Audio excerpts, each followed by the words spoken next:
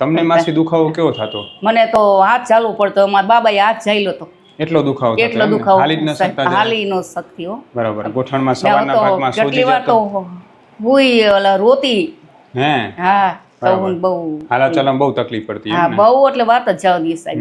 કહું ઘરેથી કઈ નીકળી બહાર જ ન નીકળી શકાતું? ના કઈ બહાર જ જાય, ફરીમાંથી નામ પગથિયે ન ઉતરી એકથી. ઓહો.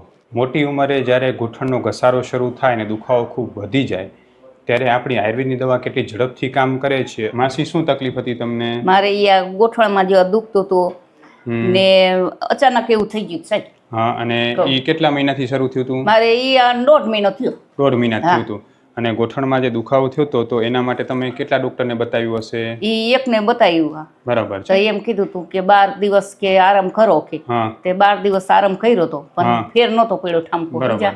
માસી આપણે જે તમે અહીં આવ્યા ત્યારે આપણે જે છે એક પંચકર્મની ટ્રીટમેન્ટ કરી અને તમારી 1.5 મહિનાની દવા થઈ તો તમને એટલે કેટલા ટકા સારું થઈ ગયું? 100% હો. 100% સારું થઈ ગયું ને? 100% હા. તમે વિચાર્યું તો દેશી દવા થયેલું જલ્દી સારું થાય? હા એમ કીધું કે દેશી દવા બહુ સારું થાય. બીજાને કીધું કે તમારે અહીંયા જ જવાય. હા બરાબર છે. તો હું અહીંયા જ જવાય કીધું.